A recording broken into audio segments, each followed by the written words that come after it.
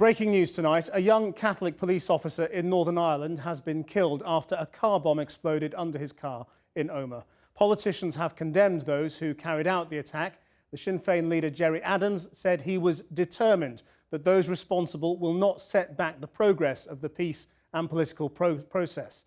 A few moments ago, the Irish Prime Minister Enda Kenny called the attack a heinous and pointless act of terror. The device was detonated in the Gorton Road area of Omagh this afternoon. A local resident described what happened. A young policeman who recently graduated into the police service come out of his home to get into his car and the bomb exploded. I spoke to one resident who recently come out and they said it was just utter devastation. One girl said to me, says, "I thought the house had blown up." People are visibly shaken and shocked. Well, our regular commentator Eamonn Mallie joins us now. Eamonn, what's happened? What can you tell us? Well, death in the afternoon. Omagh. There's a residence, there's an acoustic there. Everybody remembers the deadly bomb there.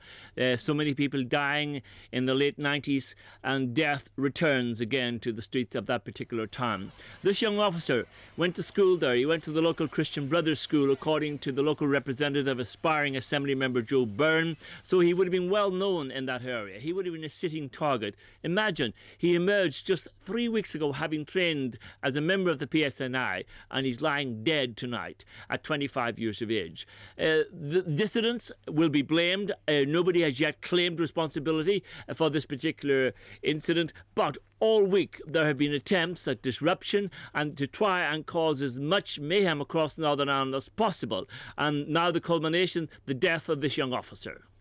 Is it one group, Eamonn, who are behind these attempts, or is it different pockets? No, there would be a number of them, but what is really alarming for the authorities here is the capacity of these people now to actually put together bombs of this capacity, these improvised devices on the vehicle devices, IUDs, which have the capacity to do such damage. Now, this is the fourth member of the security services in the past 2.5 years to meet death at the hands of these people. You had the two soldiers up in Antrim at Mazarine Army Base, and you had Constable Stephen Carl in the Craigavon area, and now this young man, who's a local man. I understand that he was based in Enniskillen, but lived in the Omagh area, a son of that town. So this town is plunged into grief, and there is a homogeneous condemnation, a universal condemnation right across the political spectrum of what happened here. So there's no real evidence that the people who are perpetrating this type of activity have any support, any visible support, but they have the capacity to do damage. Just explain to us the police service of Northern Ireland. This is a young Catholic man in a police service still trying to reinvent itself.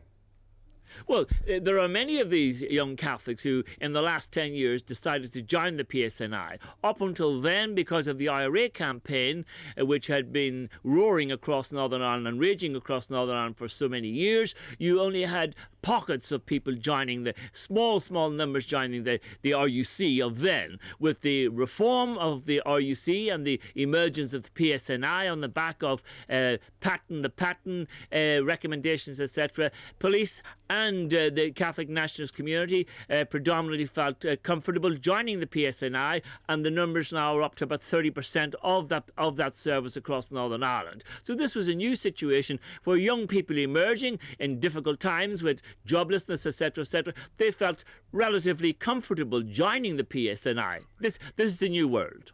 Eamonn Mallie in Belfast.